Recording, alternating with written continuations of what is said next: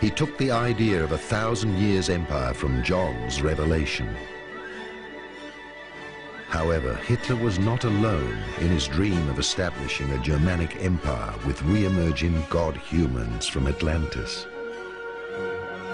The Tula Society of the Germanic Order and the Armenian Order of the 19th century, which met in the Four Seasons Hotel in Munich, had the same dreams with one difference. They saw the Freemason lodges and the Illuminati as the supreme evil.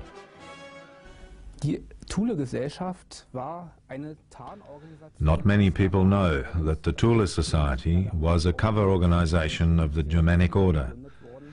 This Germanic Order was created around 1912, and the Tula Society appeared later.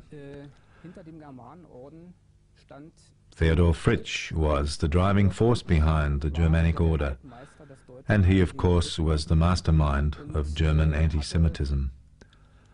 At the beginning of this century, he had already conceived that the Jews, and the organization which represented the Jews, which embodied Jewish culture, namely Freemasonry, in his opinion had to be fought against, preferably by an organization of the same caliber, indeed with a secret lodge.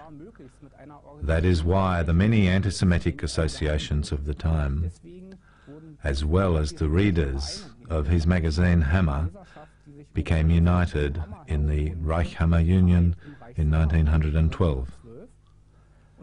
The Germanic Order was created as a secret sister organization. Their principles were identical to those of Freemasonry, but it fought against its opponent with Germanic ideas. Finally, a work of conspiratory nature emerged.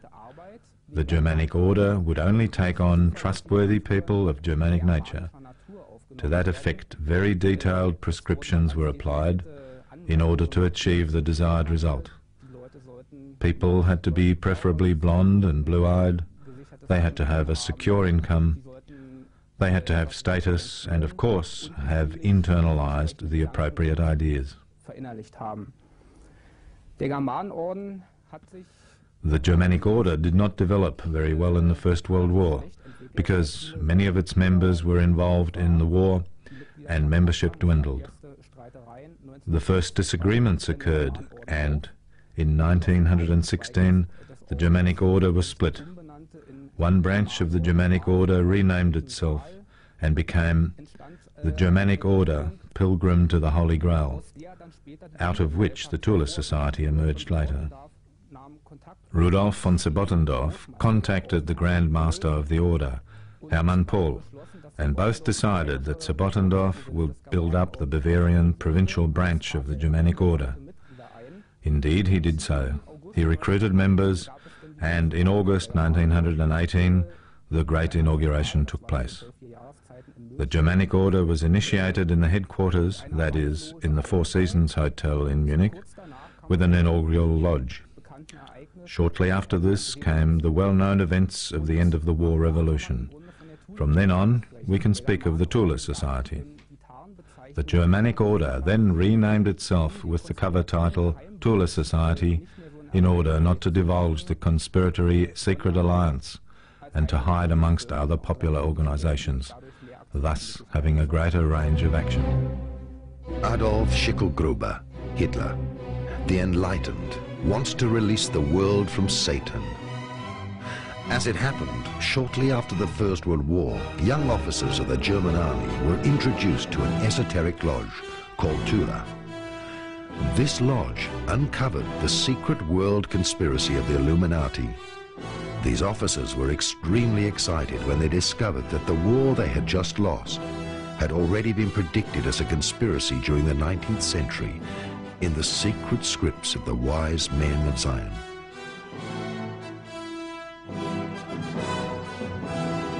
The secret scripts of the wise men of Zion, the Illuminati, quoted, "We are the one force which finances all parties and wars until mankind gets weary of wars. We are the one force which brings power to the powerful, whether it be kingdom, aristocracy, communism, or capitalism. And because they are indebted to us and they are tired of fighting, we will introduce a new world order to control all finances and national debts. Mankind will have to rewrite history when it examines who financed the Napoleonic Wars, Lenin's Communist Revolution, and all political parties of the First World War. Towards the end of the 18th century in Europe, especially in Germany, a new movement was founded which was interested in deeply spiritual matters. The origin of mankind and all the secrets of Atlantis were of particular interest. These spiritual groups were inspired mediumistically by invisible masters who taught European scientists visiting India and Tibet.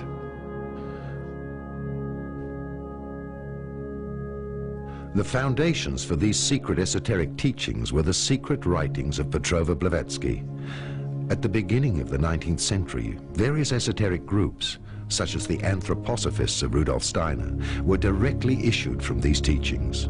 They mentioned the coming of a new age, which would be preceded by a great battle between good and evil. The teachings by the invisible masters of Shambhala were mixed by the esoteric followers of the time with other religions such as Hinduism, Buddhism, and John's secret Christian prophecies. Many newly founded occult sects discovered that there were esoteric lodges before them, such as the Freemasons, the Rosicrucians, and the Illuminati, who were pulling the strings of world politics.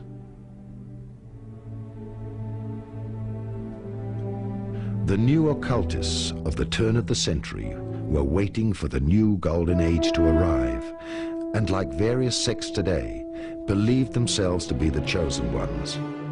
They would inherit eternal life and the 1,000 years empire after the apocalypse and the return of Christ. At a time of turmoil, many groups wished for one enlightened leader. Shortly before his death in 1923, Dietrich Eckart is supposed to have said, "Follow Hitler, Hitler will dance. I have composed the music to his dance. I have given him the opportunity to get in touch with them. Do not accuse me. I will have had more influence on history than anybody else." To get in touch with them, what did he mean? In essence, and theoretically, it meant that Dietrich Eckart gave Hitler the possibility to contact the powers of Agati. He convinced him that he had to complete the work of Agati. It meant the demise of Shambhala represented in the international Freemasonry. In 1912, von Symbottendorf founded the Germanic Order in Bad Aibling, out of which emerged various occult ideas, which would later trigger the Great Tragedy.